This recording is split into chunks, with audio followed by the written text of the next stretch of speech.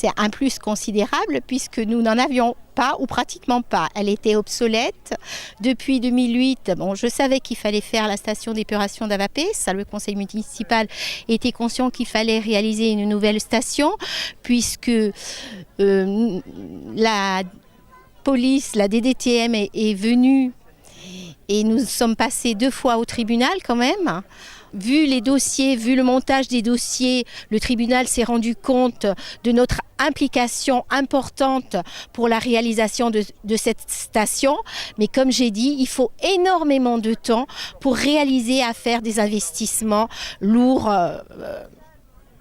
Justement, quels ont été les investissements nécessaires pour ce chantier ? Les investissements nécessaires pour ce chantier, ça a été tout d'abord l'acquisition foncière qui nous a été financée à 80% par le président du conseil exécutif sortant, M. Paul Jacobi. Ça, c'était le premier, puisque le village d'Avapé est petit, pas beaucoup d'hectares, je crois que c'est 320 hectares, entouré de montagnes. Et donc, nous n'avions pas de terrain pour réaliser une telle station que tout le monde souhaitait, puisqu'on s'est inscrit dans un territoire à énergie positive et à croissance verte. Une station de type roseau, qu'est-ce que c'est exactement ? Alors c'est plus exactement des filtres plantés de roseaux. C'est des roseaux qui sont plantés dans des filtres constitués de gravier et de sable. Ce sont des filtres dans lesquels poussent les roseaux qui se nourrissent de la matière organique des eaux usées. Cette station est dimensionnée pour 450 habitants. Même si en pointe, en été, on peut accueillir davantage d'équivalents habitants.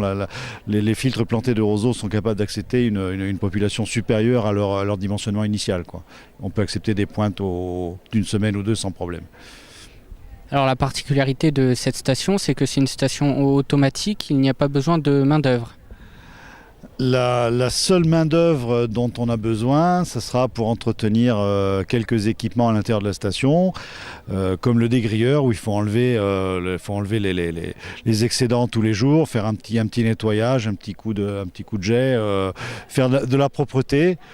Et ensuite, tous les ans, faucarder les roseaux, faut procéder à un petit nettoyage. Mais c'est une des stations dont le procédé nécessite le moins d'exploitation. Donc c'est plus économique pour les petites collectivités locales comme Avapé, ça. C'est très important que les communes de Balagne et d'ailleurs s'engagent dans ces stations d'épuration. La commune de Avapessa a fait un travail formidable avec un choix technique de grande qualité qui est le roseau, qui est le plus naturel à mon sens. C'est essentiel, c'est d'autant plus essentiel ici que nous sommes au-dessus du plan d'eau du Codol qui vous tourne le dos.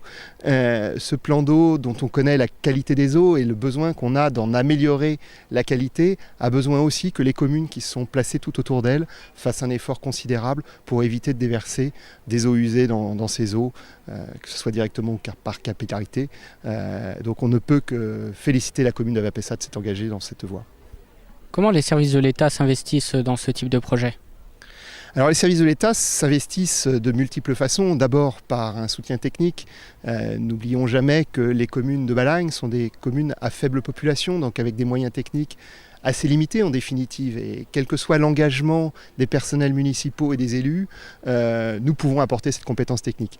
Et puis à travers l'agence de l'eau, à travers le plan exceptionnel d'investissement, à travers les autres partenaires aussi que sont la collectivité de Corse, anciennement collectivité territoriale, et le département, nous souhaitons soutenir collectivement ce travail qui est un travail environnemental.